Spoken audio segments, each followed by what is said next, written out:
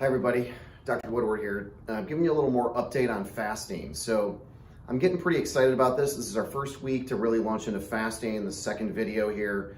Hopefully some of you are gonna come along for the ride with us and learn a little bit more about the benefits of fasting, the magic of fasting. Of course, this is an evolving part of medicine right now. Walter Longo, of course, has advanced this significantly with the Institute of Aging at the University of Southern California.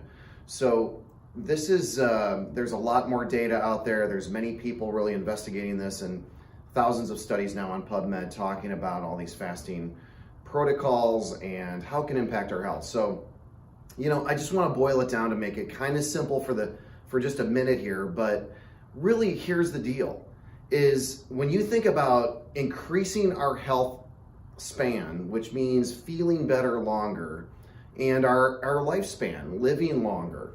And so you can't separate them if you're doing it the right way. And fasting is another critical tool that you can use to really over-practice, if you will. And this is an opportunity for the next 3 months to over-practice a new tool for you. And so we're only as good as how practiced we are at something, right? The concept in our head doesn't always translate into being skilled at something, but practicing something equates to increasing the skill. And so here's a couple thoughts for you on fasting.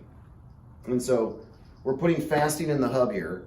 And so when you look at the different areas that I have outlined in these bubbles around fasting, if you have weight loss goals, and particularly you want to lose more visceral fat, you want to increase your body composition and preserve muscle, fasting is a great tool to do that, right? It's a calorie restriction. And time restricted eating, which is really the fasting we're talking about here, is giving you a window to eat. And we talked about that in the last video of what are some easy ways to tap into that and what scheduling of fasting I'm going to tackle for the first month. And I'm going to increase that intensity over the second month and third month. And you can choose to do that or just sample it along the way to see how you feel on it. Cardiovascular disease. If you have any part of the cardiovascular system that needs support and help, whether it's a risk factor or a biomarker in your labs, whatever your lab reports are showing, or whether it's your blood pressure readings, hypertension, hyperlipidemia, which is cholesterol, resting heart rate, if any of those things need help, fasting has an answer for that. Fasting can do it dramatically, in fact, very powerfully. Fasting can impact neurodegenerative conditions. They're now showing some ability to stave off and halt cognitive decline. Some of these other benefits, because it does affect all of these diseases, which also affects the neural pathways and the neurodegeneration. We want to know how it might affect Alzheimer's disease, cognitive decline. Maybe you have a family history of those things. And potentially other neurodegenerative conditions, multiple sclerosis, which really falls more in the autoimmune condition. But they've studied this. And there is some impact on the immune system on how it would further propagate or progress that disease further without an intervention such as fasting. Diabetes. If you have pre-diabetes, abnormal blood sugar, we call that dysglycemia. If you have a family history, if your insulin scores are too high on your lab levels, any of these things, fatty liver disease tends to be very prominent in those with abnormal blood sugar regulation. But type 1 and type 2, this can be helpful for. If you have type 1, definitely talk to your provider if you're not one of my patients about how to do that safely if you're insulin-dependent diabetic. However, all of these things, and I'll tell you, nothing will age you faster than abnormal blood sugar. We call it AGE, advanced glycosylated end products, meaning sugar gets attached to proteins and other tissues and causes an immunogenic response. So this is what we want to do here is fasting can impact all of your numbers. It can lower your insulin, it can lower your glucose numbers, it can impact your hemoglobin A1C. These are markers we test in the blood for your blood sugar metabolism. So critical. Fasting can impact your autoimmune system. So if some of you are struggling with autoimmunity, it's been shown now in several studies that it affects the rheumatoid arthritis and multiple other polyarthropathies, spondyloarthritis, multiple other ones. And so lupus, and so multiple sclerosis was studied with some fasting plans, which has some impact. The GI world, Crohn's and ulcerative colitis, fasting can have an impact on this. So the other piece, if you don't have an autoimmunity concern, it can improve your immune function. through multiple pathways, but one of them in particular is called autophagy, and I'll talk about that in a second. So autoimmunity, inflammation. If you have an elevated CRP in your blood work, high CRP, C-reactive protein is what that stands for, but look for the letters CRP, C-reactive protein, in your blood work. If it's elevated beyond where it needs to be, fasting can also lower that.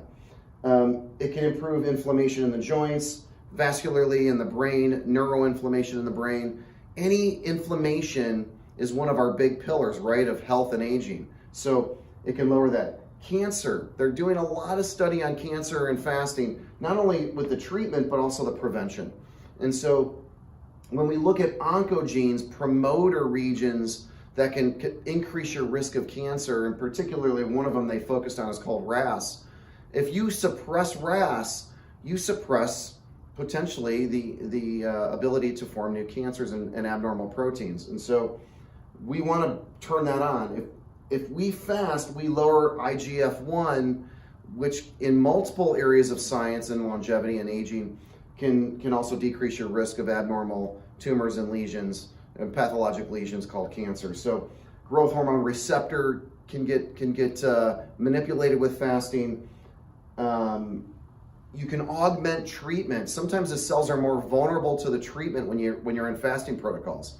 So the last thing I want to mention here is autophagy. And autophagy is really what fasting does is it turns on this idea called autophagy, where you clean out the old damaged debris cells that could be converted into abnormal cells. It gets rid of those and replaces those. So in the form of, with immunity, it's going to get rid of that old immune cell and make room for a new fresh cell, and your body actually is stimulated then to make new T regulatory cells, which would increase your ability to fight infections or kill abnormal tissue like cancer and clean up debris in the vascular system. So autoimmunity, autophagy, all of these things are impacted with fasting. So if any of these strike a chord with you, which I would suspect any of us, as we age, we're at increased risk of all of these things as we age. And so fasting doesn't cost you time or money, but the biggest thing that you can do to impact your health span and longevity is choosing what to eat or when not to eat in this case. Choosing a fasting time-restricted window to not eat. And what we do know in the health and regenerative medicine literature is that stem cells are critical for repair and recovery, and sometimes the treatment of disease. And we believe at this point, based on some good data, that stem cells are recruited and increased during fasting states. And so there is a refeed period that's also critical that we'll teach you about. But if you're interested in fasting, jump in with us this week. This is why we do it. This is why we do it, to feel better, and we do it to reduce in premature aging and diseases and live our best life. So with that, I'm gonna shut it down for this episode. We'll bring more to you soon. We'll look forward to joining me with a fast.